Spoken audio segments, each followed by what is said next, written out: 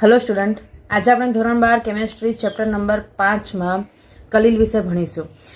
ગયા લેક્ચરમાં આપણે સામાન્ય રીતે લેવા જઈએ તો અધિશોષણની પ્રક્રિયાઓ, અધિશોષણના રિલેટેડ એના જેટલી પણ માહિતી હતી આપણે આ ચેપ્ટરમાં જે ભણવાની હતી આપણે ભણી ચૂક્યા છે। હવે આપણે નેક્સ્ટ જે વસ્તુ ઇમ્પોર્ટન્ટ છે પૃષ્ઠ રસાયણ વિજ્ઞાનમાં એની વાત કરીએ, એ છે કલીલ। સામાન્ય રીતે આટલા સુધીમાં તમે 9મા ધોરણથી લઈને 10મું, 11મું અને 12મા ધોરણની અંદર એક જે કોમન શબ્દ સાંભળ્યો છે એ છે દ્રાવણ। જે આમ કહેવા જઈએ તો આપણા કેમેસ્ટ્રીનો એક મૂળભૂત સ્વરૂપ છે, એક મૂળભૂત એકમ છે, જેનામાં તમારે દ્રાવણ વિશે તમને કોન્સેપ્ટ ક્લિયર હોય તો તમે ઘણી બધી વસ્તુ જાણી શકો છો। દ્રાવણમાં જ્યારે આપણે વાત કરતા હોઈએ છીએ ત્યારે આપણે આવું કહેતા હોઈએ કે એક દ્રાવ્ય અને એક દ્રાવક ભેગું થાય છે ત્યારે એનામાંથી શું બને છે? દ્રાવણ બને છે। આ બંનેની અંદર આપણે એક બીજો એક વસ્તુ સમજ્યા હતા, એ હતું એક પ્રકારનું સમાંગ દ્રાવણ। જ્યારે પણ તમે કોઈ એક દ્રાવણની વાત કરો છો તો આપણે એને એવું કહીએ છીએ કે એક સમાંગ મિશ્રણ હશે। એ સમાંગ મિશ્રણ એવું હશે કે જેનામાં દ્રાવ્ય અને દ્રાવક એકબીજામાં સંપૂર્ણ રીતે મિક્સ થયેલા જોવા મળી જાય છે। આની અંદર એવું કોઈ જગ્યાએ તમને નહીં જોવા મળે કે જેમાં એ અલગ અલગ ફોર્મમાં જોવા મળે, એટલે કે મીન્સ દ્રાવ્ય અલગ દેખાતો હોય અને દ્રાવક અલગ દેખાય, એ વાળી વસ્તુ અહીંયા પોસિબલ થાય નહીં। પણ એવા પણ અમુક દ્રાવણો તમને જોવા મળે છે જેને આપણે વિસમાંગ દ્રાવણો કહેતા હતા। આ વિસમાંગ દ્રાવણ કહો કે વિસમાંગ મિશ્રણ કહો, એ જે વસ્તુ હતી એની અંદર બે પદાર્થોની જ્યારે ભેગા થાય છે ત્યારે એમની વચ્ચે એક નિશ્ચિત હદરેખા જોવા મળે। હવે અહીંયા જે આ વસ્તુ જોવા મળી રહી છે એમનામાં આ બંનેની વચ્ચે હજુ એક પ્રકારના દ્રાવણો આવે છે, એક પ્રકારનું તમે કહી શકો છો કે એક મિશ્રણનું સ્વરૂપ છે જેને આપણે શું કહીશું? કલીલ। કલીલ એવું છે કે જે ખરેખર દ્રાવણ તરીકે કન્સિડર કરી શકાય છે, પણ એનામાં એમની અંદર રહેલા કણોના કદના ડિફરન્સના કારણે દ્રાવણથી આ કલીલ જે છે અલગ છે। તમે એને સંપૂર્ણ રીતે વિસમાંગ દ્રાવણ પણ નથી કહી શકતા અને સંપૂર્ણ રીતે સમાંગ દ્રાવણ પણ કહી શકતા નથી, કારણ કે સમાંગ દ્રાવણ એવું હોય છે કે જેનામાં કણોના કદ જે છે એ દ્રાવ્ય દ્રાવકના સમાન રીતે મિક્સ થઈ જાય છે, એટલા માટે એક સમાન છે એવું કહી શકાય છે। જ્યારે કલીલ જે છે એનામાં દ્રાવણ કરતાં કણોના કદ મોટા હોય છે, પણ એ એટલા પણ મોટા નથી હોતા કે વિસમાંગ દ્રાવણમાં કન્સિડર કરી શકાય। એટલે આપણે આમ સાદી ભાષામાં સમજવું હોય તો કલીલ જે છે સમાંગ અને વિસમાંગ મિશ્રણ અથવા તો દ્રાવણની વચ્ચે રહેલો એક આખો તમે કહી શકો છો કે એક વર્ગીકરણનો ભાગ છે। આની અંદર જો તમે એમ કન્સિડર કરી શકો છો કે એ વધારે વિસમાંગ દ્રાવણ તરફ ગણતરીમાં લઈ શકાય છે અને સમાંગ દ્રાવણ તરફ ગણતરીમાં લઈ શકાતું નથી। કલીલની અંદર પણ તમારે જે રીતે દ્રાવ્ય અને દ્રાવક પડે છે એ રીતે બે માધ્યમ પડે છે, જેને આપણે કહી શકશું પરિક્ષેપિત કલા અને પરિક્ષેપિત માધ્યમ। કલા જે છે એ એવું છે કે જેની અંદર સામાન્ય રીતે તમે એવા અણુ આયન અથવા તો ઝીણા કણો લઈ શકો છો, અણુ આયન લઈ શકો છો, પણ એ સમાંગ દ્રાવણમાં આપણે કહીએ તો હું અહીંયા કન્સિડર કરી શકું છું કે એક ઘટક છે અથવા તો આયન છે। જ્યારે કલીલમાં તમે એવું કહી શકો છો કે એક મોટો બૃહદ કણ છે। બૃહદ કણ એટલે જે રીતે પ્રોટીન હોય, મોટો અણુ જે છે એ મોટો કણ તમે કહી શકો છો, સંશ્લેષિત પોલિમરના અણુ કહી શકો છો। આની અંદર પરમાણુઓ હોય અથવા તો આયનો હોય, એમનો એક જથ્થો જોવા મળે, એટલે એ આના કરતાં સાઇઝમાં મોટા હોય છે તો એ નહીં જ, પણ આમાં વધારે જથ્થામાં જોડાયેલા હોય એટલે એનો એક મોટો અણુ બની જાય, એટલા માટે એને બૃહદ કણ કહેવાય। તો એ તમારું કેવું થઈ જશે કે દ્રાવણ કરતાં એની સાઇઝ થોડી મોટી છે, પણ એ એટલા પણ મોટા નથી હોતા કે એનું નિલંબન થઈ જાય। નિલંબન મતલબ શું થાય?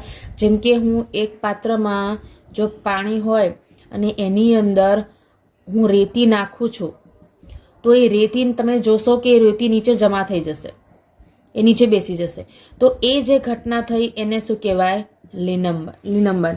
આ નિલંબનની ઘટના ત્યારે થઈ શકે છે જ્યારે એની અંદર કણોની સાઇઝમાં ખૂબ મોટો ડિફરન્સ હોય અને એના કારણે એ એકબીજામાં મિક્સ થતા નથી, પણ અહીંયા એ મિક્સ થઈ જાય છે, પણ કમ્પેરિઝનમાં એક સમાંગ દ્રાવણ કરતાં એનો કદ ડિફરન્સ છે।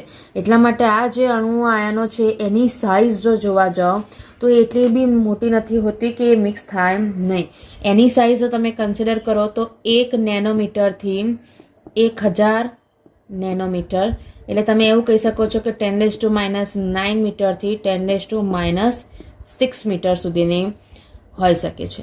અને આટલી સાઇઝના જે કણો છે એ કણો તમારા કલીલ દ્રાવણમાં હોય છે એવું કહેવાય. આ જે વસ્તુ છે એની અંદર કલીલ જે છે એમ જોવા જઈએ તો ઘણી બધી જગ્યાએ આપણી આસપાસ જોવા મળે છે. એના જ્યારે આપણે ઉદાહરણો જોઈશું ત્યારે તમને આઈડિયા આવશે કે આને ખરેખર આપણે સમાન દ્રાવણ નથી કહી શકતા, આપણે એને શું કહીશું? કલીલ કહીશું. તો હવે આપણે કલીલનું વર્ગીકરણ જોઈએ. કલીલનું વર્ગીકરણ જે છે એની અંદર રહેલા જે પરિક્ષેપિત કલા છે અને પરિક્ષેપિત માધ્યમ છે એના આધારે એનું વર્ગીકરણ થાય છે. અને એના 3 પ્રકારે વર્ગીકરણ થઈ શકે છે. પહેલું જો કન્સિડર કરીએ છીએ તો એ પહેલું જે છે એ છે જે પરિક્ષેપિત કલા છે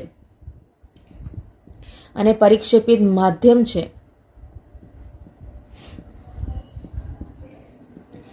એ માધ્યમ વચ્ચેની માધ્યમની ભૌતિક અવસ્થાના આધારે એનું વર્ગીકરણ થાય છે.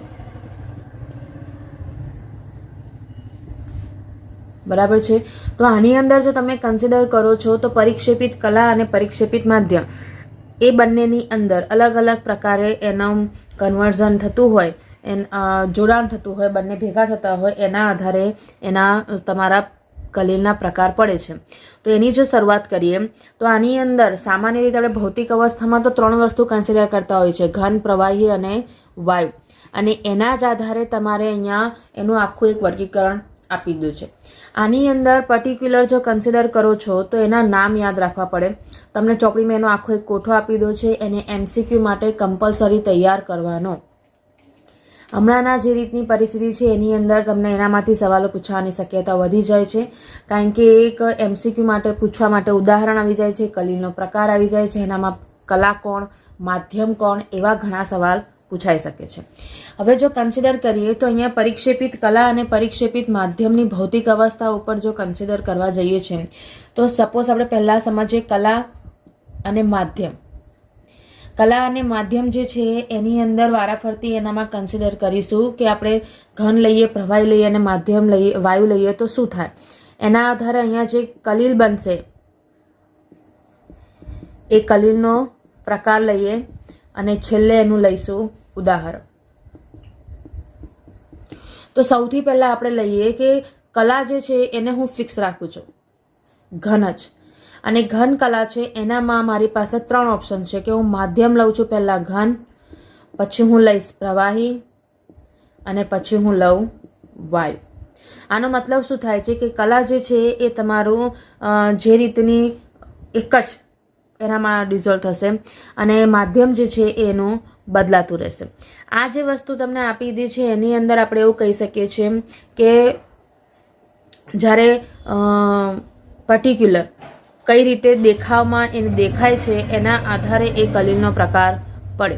જેમ કે સામાન્ય રીતે લેવા જાઓ છો તો તમને એક ઉદાહરણ કહું તો જેલ બધાએ જોઈ જશે. એ જેલ જો તમે દેખાવમાં દેખવા જાઓ તો તમને લાગે કે એ સોલિડ ફોર્મ છે, એટલે કે એ ઘન છે, પણ એ ખરેખર એની અંદર જો તમે એને ટચ કરો છો તો જે જેલી આવે છે એ થોડી સોફ્ટ હોય અને એના આધારે તમે કહી શકો છો કે એની અંદર પાણીનો ભાગ છે એવું કહેવાય. તો એ વસ્તુ શું છે, જેલ જે છે એ એક રીતે જોવા જાઓ છો તો છે માધ્યમ એનું ઘન, પણ એની અંદર જે વસ્તુ રહેલી છે એ કેવું છે, પ્રવાહી છે. એટલા માટે અહીંયા આપણે એવું કહી શકીએ છીએ કે જે રીતનું માધ્યમ છે એ માધ્યમ ઉપરથી એના તમારી પરિસ્થિતિ બાહ્ય દેખાવમાં એવું દેખાય, કારણ કે માધ્યમનું પ્રમાણ વધારે હશે અને કલાનું પ્રમાણ ઓછું હશે. એટલે જે કણો જે છે એ એક કલા તરીકે ગોઠવાયેલા હોય છે એવું આપણે કહી શકીએ. તો અહીંયા જો આપણે કન્સિડર કરીએ છીએ તો જો ઘન કલા છે એટલે હવે હું માધ્યમ ઘન લઉં છું એટલે દેખાવમાં એ ઘન દેખાશે, તો એને શું કહેવાશે, ઘન સોલ. આ ઘન સોલ તરીકે ઓળખાવાના જે કલીલ છે એવા તમને 2 મળશે, પણ એની અંદરની કલા બદલાઈ જશે. આની અંદર ઘન માધ્યમ છે અને કલા પણ કેવી છે, ઘન છે. તો એના ઉદાહરણમાં તમને શું મળી જશે, રંગીન કાચ અથવા તો જેમસ્ટોન. જેમસ્ટોન આપણને બધાને જ ખબર છે, જે જ્વેલરીમાં વપરાતા જે નંગ આવતા હોય છે એને આપણે જેમસ્ટોન કન્સિડર કરીએ છીએ. એટલે ઘન સોલ જે છે એની અંદર બંને પદાર્થ શું છે, ઘન છે, માધ્યમ પણ ઘન છે અને કલા પણ ઘન છે. હવે જ્યારે વાયુની વાત કરીએ, પ્રવાહી લઈએ, માધ્યમ પ્રવાહી છે પણ એની અંદરની કલા કેવી છે, ઘન છે તો એને શું કહેવાશે? ખાલી સોલ. તો એની અંદર જો કન્સિડર કરીએ છીએ કોઈ પણ રંગ છે અથવા તો કોષ દ્રવ્ય. હવે કોષ દ્રવ્ય તમને આઈડિયા હશે જ કે જે કોષમાં રહેલું પ્રવાહી છે એને આપણે કોષ દ્રવ્ય કહીએ છીએ. એ દેખાવમાં લિક્વિડ ફોર્મ કહેવાય, પણ એની અંદર જે કણો રહેલા છે એ તમારા ઘન સ્થિતિમાં છે. એટલા માટે પ્રવાહી જે છે એ માધ્યમ એટલે કે બાહ્ય દેખાવ તમારો પ્રવાહી જેવો છે, પણ એની અંદર રહેલું શું છે? ઘન છે. હવે આ ઉદાહરણોમાં તમારે એક વસ્તુ ધ્યાન રાખવાની કે તમે એને ઇમેજિન કરો અથવા તો તમે દેખ્યા પણ હશે તો એ વસ્તુમાં દેખાવમાં દેખવાનું કે દેખાવે કેવા છે, એની ભૌતિક પરિસ્થિતિ દૂરથી કેવી દેખાય છે. એટલે મીન્સ તમે એને બહારથી દેખો છો તો એ કઈ સ્થિતિમાં છે એ એનું માધ્યમ બને, અને એની અંદર કઈ વસ્તુ રહેલી હશે એ જો વિચારી શકો તો એની કલા બનશે. તો એના આધારે તમે અહીંયા દેખી શકો છો કે કોઈ પણ પ્રકારનો રંગ હોય, દેખાવે લિક્વિડ છે પણ એની અંદર કલા કઈ હશે? ઘનની હશે.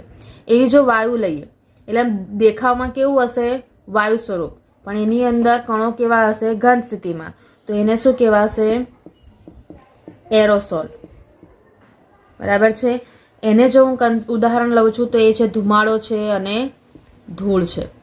તો ધૂળ અને ધુમાડો તમે દેખ્યું છે, દેખાવે એ કેવું દેખાશે? વાયુ જેવું ઉડી રહ્યું છે, પણ એની અંદર તમે જો ઘણીવાર કોઈ ધૂળના કોન્ટેક્ટમાં આવી ગયા હોય તો તમને ખબર હશે કે તમારી સ્કિન ઉપર પછી ઝીણા ઝીણા ધૂળના રચકણ લાગે છે. તો એ સોલિડ ફોર્મમાં છે એટલા માટે એ ઘન છે, પણ એ દેખાવે કેવી હતી ધૂળ? તો એ વાયુ ફોર્મમાં હતી. બરાબર છે. તો આ રીતે તમારે એને સમજીને યાદ રાખવું પડે.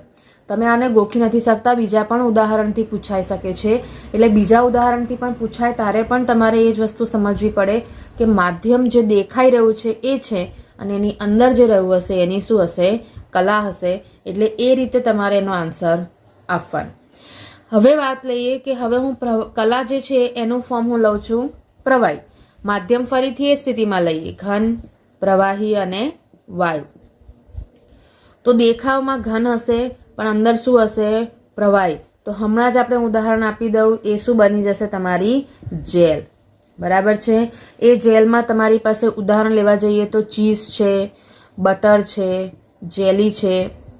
જેલી તમે જોઈ છે, ચીઝ બટર પણ તમે જોયા છે. ચીઝ બટર તમે દેખવા જાઓ તો ફ્રીજમાં મૂકો છો, સોલિડ ફોર્મમાં મળે છે. તમે જેમ એને બહાર થોડી હીટમાં રાખશો તો એનું થોડું ફોર્મ તમારું સેમી સોલિડ જેવું બની જાય છે. તો એ દર્શાવે છે કે બાહ્ય રચના દેખાવમાં સોલિડ છે પણ એની અંદર કન્ટેન્ટ જે છે એ પ્રવાહીનો છે. એટલા માટે એનું નામ શું આપી દીધું છે? માધ્યમ ઘન છે અને પ્રવાહી કલા ધરાવતું કલીલ જે બનશે એને કહેવાશે જેલ. બીજું બને છે પ્રવાહી અને પ્રવાહીનું કોમ્બિનેશન, જેને કહેવાય છે પાયસ અથવા તો ઇમલ્ઝન. પાયસ પણ એવું છે કે જેની અંદર માધ્યમ પણ પ્રવાહી છે અને કલા પણ પ્રવાહી છે. એની આમ તો જોવા જઈએ તો હમણાં 30% સિલેબસમાં એને કન્સિડર નથી કર્યું, પણ આપણે એને એક્સ્ટ્રા લેક્ચર્સમાં ભણી લઈશું. હમણાં સિલેબસના કોન્સેપ્ટમાં લઈએ વાત તો પાયસ તમારે હમણાં નથી આ વર્ષના સિલેબસમાં, પણ આપણે એક્સ્ટ્રા લેક્ચર્સમાં એને નીટ જેના પ્રિપરેશન માટે લઈ લઈશું.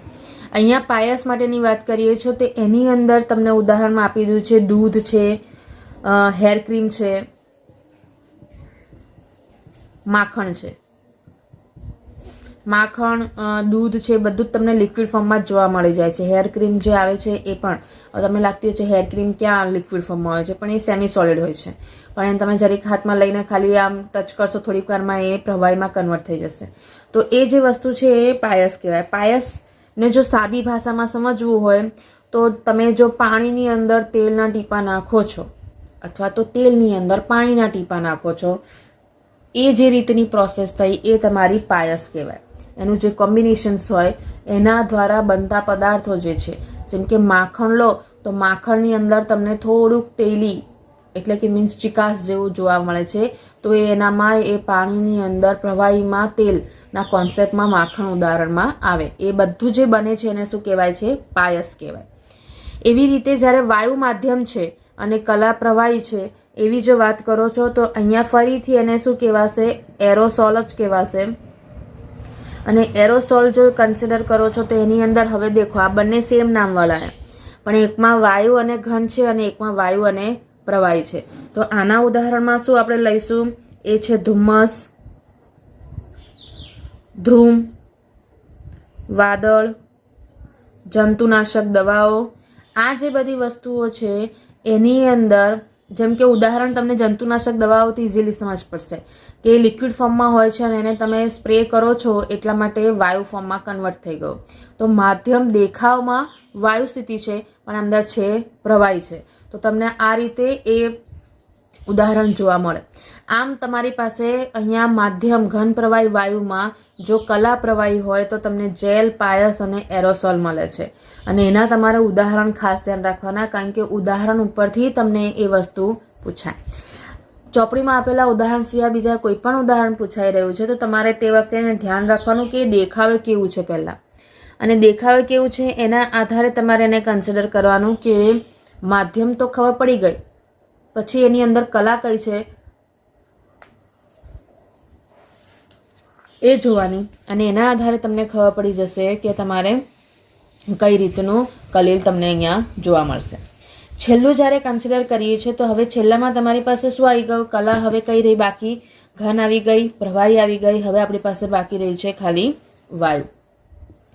જો વાયુ કલા હોય અને એ વખતે માધ્યમ તમારું લેવા જઈએ કે ઘન, એટલે દેખાવે ઘન છે ને એની અંદર વાયુ છે, તો એને ફરીથી શું કહેવાશે? ઘનસોલ. આગળ જે ઘનસોલ આવ્યું હતું એનામાં કલા ઘન હતી, અહીંયા તમારી કલા વાયુ છે, એટલે બંને બદલાઈ ગયા. એની અંદર તમને ઉદાહરણ આપ્યું છે એ છે પ્યુમિસ પથ્થર. બીજું આપી જાય છે ફોર્મ રબર. આ વસ્તુ એવી છે કે દેખાવમાં તમને એવું લાગશે કે હા એ સોલિડ ફોર્મમાં છે, પણ એ વજનમાં બિલકુલ હલકા હોય છે. અને એની અંદર આમ જોવા જાવ છો જો કલા એટલે કે મીન્સ જે અણુઓ છે એની સ્થિતિ કયા પ્રકારની છે? વાયુ પ્રકારની છે, એટલા માટે એ વજનમાં બિલકુલ હલકા થઈ જાય. આ જે વસ્તુ છે એને ઘનસોલ તરીકે કન્સિડર કરવામાં આવે છે. એવી રીતે જ્યારે એનું માધ્યમ જો પ્રવાહી લઈએ છે તો એ પ્રવાહી તમારું જે બની જશે એને શું કહેવાશે? ફીણ. ફીણ જે છે એ આપણે નોર્મલી બધાએ જોઈ જ છે. તમે કોઈ પણ ડિટર્જન્ટની ઉપર ફીણ કન્સિડર કરો છો, બનાવો છો, અને એ ફીણને જો તમે થોડીક હાથમાં લઈ અને જો ફૂંક મારશો તો ઉડી પણ જાય છે. એ જે વસ્તુ છે એનામાં દેખાવ માધ્યમ જે છે એ પ્રવાહી છે, પણ એની અંદર કન્ટેન્ટ જે છે એ કલા જે છે એ તમારી શું મળશે? વાયુ મળશે. એટલા માટે એને શું કહેવાય છે? ફીણ. ફીણમાં તમારું ફીણ ઓલરેડી એક ઉદાહરણ છે. એના સિવાય લેવા જાઓ છો તો વ્હીપ ક્રીમ છે. વ્હીપ ક્રીમ એટલે જો બધાએ કેક ખાધી જ છે તો એની અંદર તમે જે જોશો એ ફીણ જે આવે છે એ તમારી વ્હીપ ક્રીમ કહેવાય. વ્હીપ ક્રીમ એટલે એની અંદર નોર્મલી જે ક્રીમ હોય છે એને તમે બહુ જ ફેટો છો અને એના કારણે એની અંદર હવા ભરાય છે, અને હવા ભરાવાના કારણે એકદમ સોફ્ટ અને હલકી બને છે, અને એ જે છે એને આપણે વ્હીપ ક્રીમ કહીએ છીએ.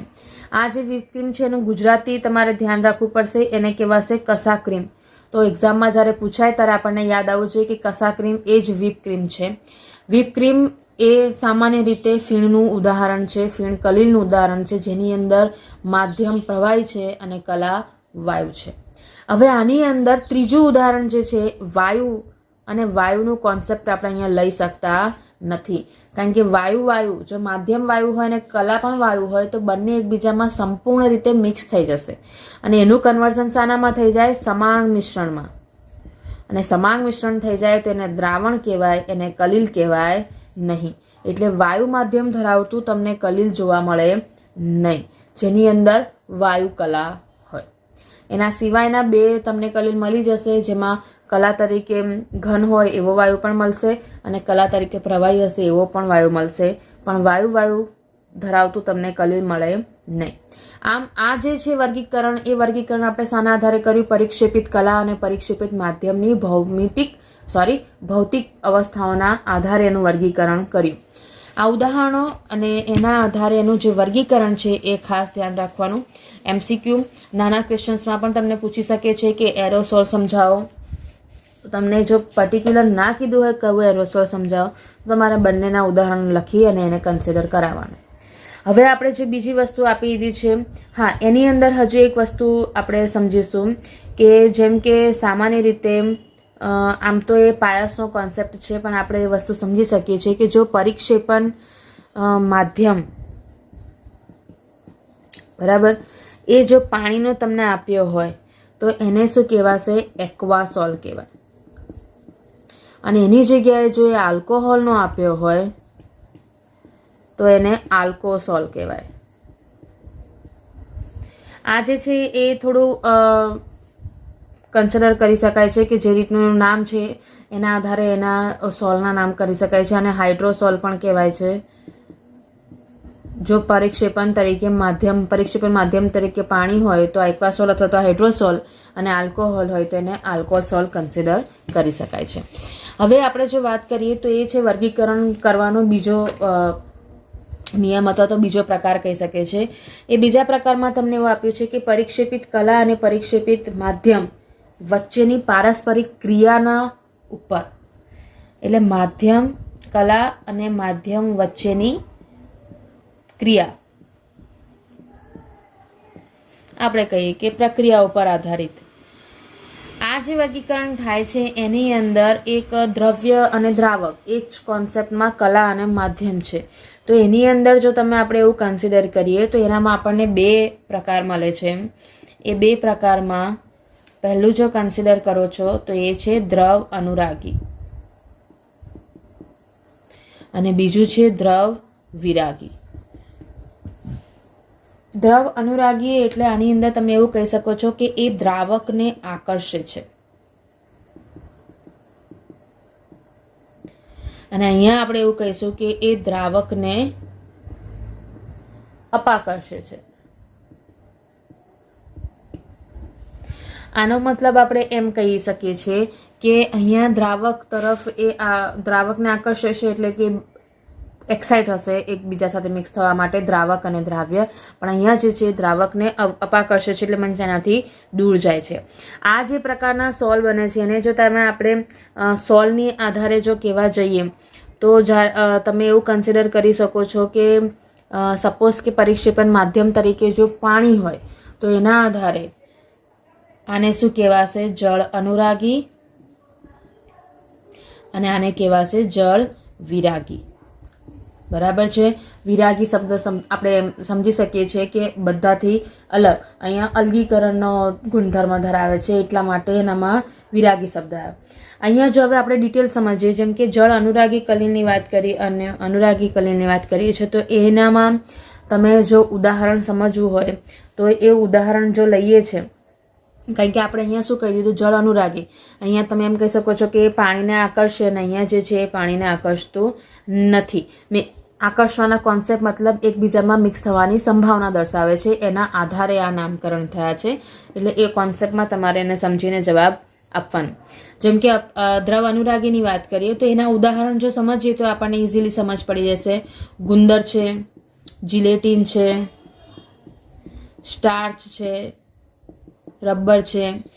તમને જો ઉદાહરણ સમજમાં આપું તો જેમ કે ગુંદર છે એની અંદર તમે એવું કન્સિડર કરી શકો છો કે જ્યારે એને પ્રવાહીમાં મિક્સ કરીએ છીએ તો આપણે જોઈએ છીએ કે ઇઝીલી મિક્સ થઈ જશે, એટલા માટે એને શું કહેવાય છે? દ્રવ અનુરાગી. પાણી જે દ્રાવક છે એને પોતાના તરફ આકર્ષે છે અને એ આકર્ષીને એની અંદર ઇઝીલી મિક્સ થઈ જાય છે. આની અંદર સામાન્ય રીતે એવું કહી શકાય છે કે જ્યારે તમે એને બાષ્પીભવનની પ્રક્રિયા કરો, બાષ્પીભવનની પ્રક્રિયા એટલે કે મીન્સ એક પ્રકારની અલગીકરણની પ્રક્રિયા છે, તો જ્યારે એક પરિક્ષેપણ માધ્યમને પરિક્ષેપિત કલાથી અલગ કરવાનો ટ્રાય કરીએ છીએ ત્યારે શું થશે? તો જ્યારે દ્રવ અનુરાગીની વાત કરો છો તો એનામાં પરિક્ષેપણ માધ્યમ જે છે એની સાથે તમે ફરીવાર એને મિશ્ર કરી શકો છો. કોને? સોલને. અને ફરી એનામાંથી પુનઃરચિત કરી શકાય છે. આથી જ તમે એવું આનામાં સાદી સિમ્પલ વસ્તુ, ગુંદર આપણે બધાએ જોયો છે, ગુંદર સુકાઈ પણ જાય, એ ગુંદરની અંદર જો હું પાણી નાખીશ તો ફરીથી એ રિયુઝેબલ થઈ જશે. એટલા માટે તમને એવું આપ્યું છે કે આ પરિવર્તિત સોલ છે. તમે એમ કહી શકો છો પરિવર્તનીય સોલ છે, જેનામાં માધ્યમને અલગ કરી શકો છો અને ફરી માધ્યમને મિક્સ કરી શકો છો, એટલે બંને વસ્તુ પોસિબલ થશે. જ્યારે એની સામે જો તમે દ્રવ વિરાગીની વાત કરો છો, જો એના ઉદાહરણ લઈએ તો એનામાં જે ધાતુઓ છે તેના સલ્ફાઇડ્સ છે, ધાતુઓના જે સલ્ફાઇડ છે, આ જે છે એ તમારા પાણી જે છે એને ધુતકારે છે અને એટલે કે મીન્સ એનાથી અપાકર્ષે છે. આની અંદર તમે એમ કન્સિડર કરી શકો છો કે એક કલિલમય દ્રાવણ અથવા તો કલિલમય સોલ બનાવતા નથી.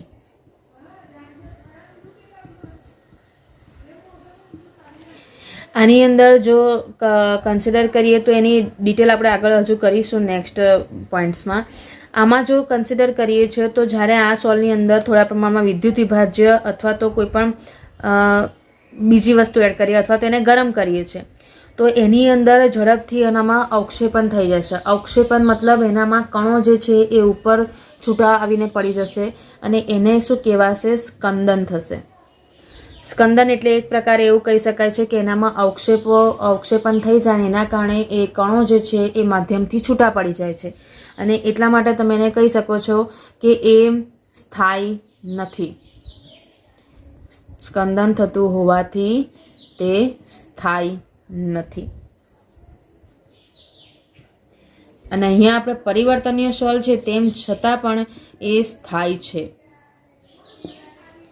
આ એક બીજા તફાવતના સંદર્ભમાં મેં તમને સમજાવું છું કે એટલા માટે જ્યારે એનો એ તફાવત જો પૂછાઈ શકે છે તો એ તમને લખી શકો છો. જેમ કે અહીંયા પરિવર્તનીય સોલ્વમાં આપણે એવું કીધું કે માધ્યમ અવક્ષેપિત થયા પછી ફરી આપણે એનામાં કલા ઉમેરીને ફરી એનું સોલ્યુશન બનાવી શકીએ છીએ.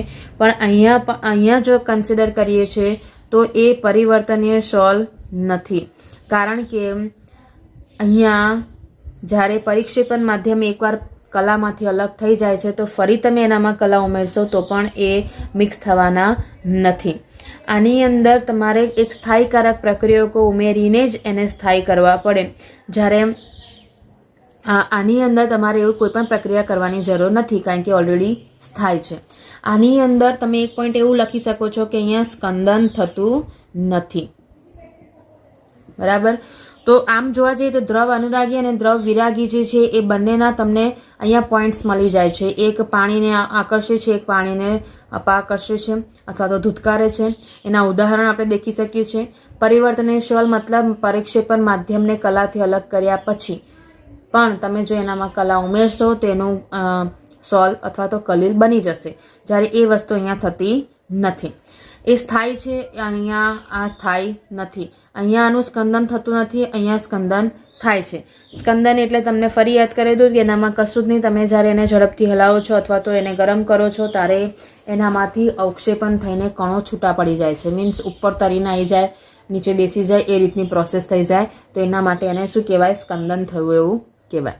આ જે છે એ તમે કહી શકો છો કલા અને માધ્યમ વચ્ચેની પ્રક્રિયા ઉપર આધારિત વર્ગીકરણ છે. હવે ત્રીજો જે છે કલીલનું વર્ગીકરણ દર્શાવવા માટેનો ત્રીજો મુદ્દો જે છે એ ત્રીજા મુદ્દામાં તમને આપી દીધું છે કે જે કલા છે એ કલાના કણોના પ્રકાર ઉપર આધારિત. અને એની અંદર આપણે જો કન્સિડર કરીએ છીએ તો એ આવી જશે બહુઆણ્વીય છે, વિરાટ આણ્વીય કલીલ છે અને સમુચ્ચય કલીલ છે. આ ત્રણ પ્રકારના તમને કલીલ જોવા મળશે.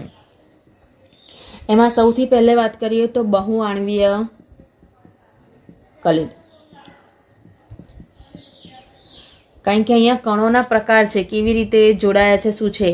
આની અંદર આપણને એવું આપ્યું છે કે પદાર્થનું જે નાના કણો હોય અથવા તમે એવું કહી શકો છો કે વિપુલ પ્રમાણમાં જ્યારે અણુઓ જે છે વિલયન કરતા એકબીજા સાથે ભેગા થઈ જાય અને ભેગા થઈને જે કલીલ બનાવે છે એના કારણે શું થઈ જશે? એમના કણોની સાઇઝ જે છે એ મોટી થઈ જશે. કારણ કે અહીંયા નાના નાના કણો એકબીજા સાથે ભેગા થઈને એક મોટું અણુ બનાવી દે છે. એ જે કલીલ કણો જે છે એની સાઇઝ તમને હમણાં જેમ આપણે કીધી હતી એ રીતે જ 1 નેનોમીટરથી 1000 નેનોમીટર જે છે એની વચ્ચેની હોય છે. આ જે વસ્તુ બને છે એ તમે જોઈ શકો છો કે ખૂબ મોટી સાઇઝના બન્યા છે. કારણ કે અણુઓ ભેગા થઈને એક મોટો અણુ બનાવી દે છે. એટલા માટે એને શું કહેવાય છે? બહુઆણ્વીય અથવા તો તમે બહુઆણ્વીય અણુ. આની અંદર જો ઉદાહરણ તરીકે લઈએ તો એ ઉદાહરણમાં તમને આપી દીધું છે ગોલ્ડ. બરાબર છે? ગોલ્ડ સોલ. એની અંદર જો કહીએ છીએ તો એનામાં ઘણા બધા પરમાણુઓ તમે એડ કરી જુદા જુદા કણો ધરાવતા અણુઓ એડ કરી શકો છો. કારણ કે આપણે જાણીએ છીએ કે જે પ્યોર સોનું જે છે એની અંદર તમારે અમુક પ્રમાણમાં તાંબુ મિક્સ કરવું પડે તો જ તમે એનામાંથી ઘરેણાં બનાવી શકો છો ઇઝીલી અને થોડા સારા પ્રમાણમાં મળી શકે એવી રીતે. એવી રીતે બીજું તમને આપી દીધું છે સલ્ફર સોલ. સલ્ફર સોલ જે છે 1000 અથવા તો વધારે એસેટ અણુઓના S8 એ એનું અપર રૂપ છે. એના દ્વારા બનતું એક સોલ છે.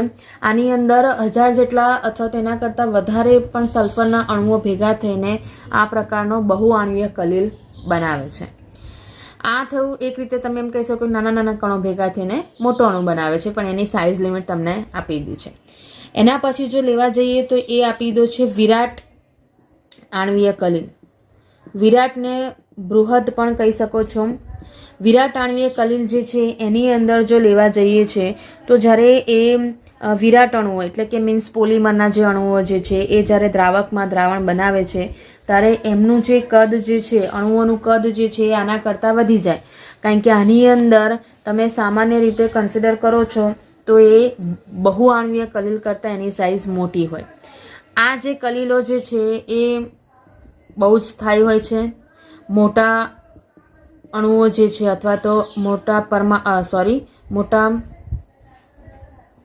પોલિમર જેવા અણુઓ જે છે એ અણુઓ ભેગા થાય છે અને એનામાંથી આ વિરાટ આણ્વીય કલીલ બનાવે છે.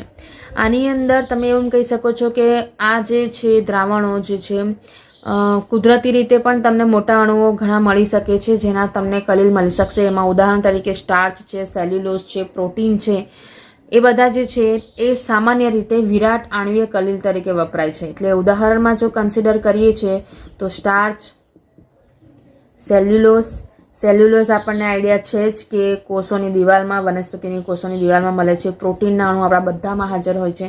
તો એ બધા કુદરતી જે છે એ કુદરતી વિરાટ આણ્વીય કલીલ છે. જ્યારે કૃત્રિમ અથવા તો માનવ સર્જિતની વાત કરો છો તો એ માનવ સર્જિતમાં ઉદાહરણ જો લઈએ તો એ છે પોલિથીન, નાયલોન, પોલિસ્ટાયરીન.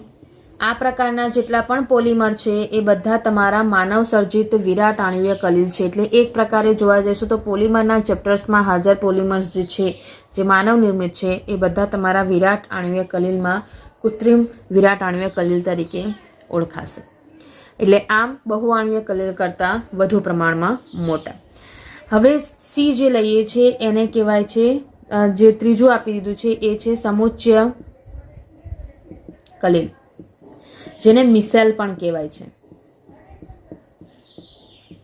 મિસેલ એવું કહી શકે છે કે એની અંદર સામાન્ય રીતે એવા પદાર્થો છે કે જે નિમ્ન સાંદ્રતા મતલબ કે ઓછામાં ઓછી સાંદ્રતાએ પ્રબળ વિદ્યુત વિભાજ્ય તરીકે વર્તે છે. એટલે આપણે એક પોઈન્ટમાં એવું કહી શકાય કે ઓછી સાંદ્રતાએ પ્રબળ વિદ્યુત વિભાજ્ય, આ એની ખાસિયત છે. પણ જ્યારે એ ઊંચી સાંદ્રતાએ પહોંચો છો ત્યારે સમુચ્ચયની રચનાના કારણે એક કલીલમય વર્તણૂક દર્શાવે છે. આની અંદર મતલબ શું થયો કે તમારે જ્યારે એને ભેગા થઈ જાય ત્યારે એક કલીલનો કોન્સેપ્ટ બને છે જેનામાં આ અણુઓના કદ વચ્ચે ડિફરન્સ છે. તો જ્યારે આવી રીતે ઊંચી સાંદ્રતા તમે જ્યારે લો છો તો આ જે પદાર્થો જે પ્રબળ વિદ્યુત વિભાજ્ય તરીકે વર્તે છે ઓછી સાંદ્રતાએ, એ વધુ સાંદ્રતાએ શું થઈ જશે, ભેગા થઈ જશે. એટલે કે મીન્સ સમુચ્ચય મતલબ ભેગા થવું. તો એ ભેગા થઈ જશે અને એનામાં એ સમુચ્ચયિત કલીલ તરીકે ઓળખાશે, જેને આપણે મિસેલ તરીકે પણ ઓળખીએ છીએ. મિસેલની ખાસિયત એ છે કે ખાસ તાપમાન કરતાં ઊંચા તાપમાને થાય છે. મતલબ કે નોર્મલ ટેમ્પરેચર કરતાં વધુ ઊંચા ટેમ્પરેચરે એની રચના થાય છે અને એ જે તાપમાન બને છે એ તાપમાનને શું કહેવાશે, ક્રાફ્ટ ટેમ્પરેચર અથવા તો ક્રાફ્ટ તાપમાન, જેને આપણે TK વડે પણ દર્શાવીએ છીએ. આ જે વસ્તુ બને છે એની અંદર અહીંયા સાંદ્રતા જે છે એ સાંદ્રતા પણ બાકીની સાંદ્રતાઓ કરતાં વધારે છે. એટલા માટે એને એ સાંદ્રતાએ મિસેલ રચના તૈયાર થાય છે એ સાંદ્રતાને ક્રાંતિક મિસેલ સાંદ્રતા કહે છે. मतलब कि critical micelle concentration CMC, critical micelle concentration. આ જે છે એનામાં તમને અહીંયા મળે, જો આ વસ્તુ કેવી થઈ ગઈ કે ઊંચી સાંદ્રતાએ મળે છે, એના પર્ટિક્યુલર એનું એક તાપમાન છે, એ તાપમાને જ આ મિસેલની રચના થઈ શકે છે, એના સિવાય આ રચના થઈ શકતી નથી. તો જ્યારે તમે એનું મંદન કરો છો તે વખતે શું થઈ જશે કે આ કલીલ જે છે એ પરત વ્યક્તિગત જે સામાન્ય એનું જે ઇન્ડિવિજ્યુઅલ આયન હતું એનામાં એ ફેરવાઈ જાય છે. આના અંદરના જે ઉદાહરણો છે, ઉદાહરણો આપણે જો કન્સિડર કરીએ તો સાબુ છે, સંશ્લેષિત ડિટર્જન્ટ છે, એ બધા આ પ્રકારના સમુચ્ચય કલીલ અથવા તો મિસેલની રચના ધરાવતા ઉદાહરણ છે. સાબુ માટે તમે એમ કહી શકો છો કે એની જે CMC એટલે કે જે ક્રિટિકલ મિસેલ કોન્સન્ટ્રેશન છે એ તમને આપી દીધી છે. જો સાબુ માટે કન્સિડર કરો છો તો એ જે CMC આપી છે એ CMC તમને મળે છે 10⁻⁴ થી 10⁻³ મોલ પ્રતિ લિટર. તમે જોઈ શકો છો કે આ સાંદ્રતા ખૂબ જ ઓછી છે અને આ જે કલીલ તમારો બનશે એ જે બને છે સમુચ્ચય કલીલ જે બને છે એ બંને દ્રવ વિરાગી અને દ્રવ અનુરાગી બંને પ્રકારના ભાગો ધરાવે છે. અને આની અંદર જે મિસેલ જે બને છે એનામાં 100 અણુ કે એના કરતાં વધારે અણુ પણ એ ધરાવી શકે છે. એટલે આમ તમે કન્સિડર કરો છો તો એ વિરાટ આણ્વીય કલીલ કરતાં તો નાનું છે, પણ એની ખાસિયત તમને આપી છે કે અમુક ક્રિટિકલ ક્રાફ્ટ તાપમાન એટલે કે એક પર્ટિક્યુલર ટેમ્પરેચર અને એક પર્ટિક્યુલર સાંદ્રતાએ જ આ મિસેલની રચના તૈયાર થાય છે. એની અંદરની ખાસિયત એ દ્રવ અનુરાગી અને દ્રવ વિરાગી એટલે કે એક ભાગ એવો હશે કે જે દ્રાવકને આકર્ષતો હશે અને બીજો ભાગ જે હશે એ દ્રાવકને ધૂતકારતો હશે. એ બંને પ્રકારના ભાગ એની અંદર જોવા મળે છે. આમ આપણે જોવા જઈએ તો આપણે કલીલના 3 રીતે વર્ગીકરણ જોઈ લીધા અને 3 રીતે વર્ગીકરણમાં તમે ઘન સોલ, એરોસોલ, જેલ, ફીણ એ બધા પ્રકારના કલીલ પણ જોયા, દ્રવ અનુરાગી અને દ્રવ વિરાગી કલીલ પણ જોયા, બહુઆણ્વીય કલીલ, વિરાટ આણ્વીય કલીલ અને સમુચ્ચય કલીલ એટલે કે મિસેલ પણ જોઈ લીધા. તો અહીંયા તમારું કલીલનું વર્ગીકરણ કયા રીતે પૂછાય છે એના આધારે એનો જવાબ આપવાનો. એટલે આના રિલેટેડ જો સવાલ કન્સિડર કરો છો તો MCQ ઘણા થયા, કારણ કે ઉદાહરણો આપી દીધા છે. એના ઉપરાંત તમે એવું કન્સિડર કરી શકો છો એના વર્ગીકરણના પ્રકાર અલગ અલગ આપી દીધા છે, તો એ પણ તમારે સવાલમાં પૂછાઈ શકે છે. એટલે જે રીતનો સવાલ પૂછાય એ રીતને એનો આન્સર આપવાનો. બાકીનું આપણે જોઈશું નેક્સ્ટ લેક્ચરમાં.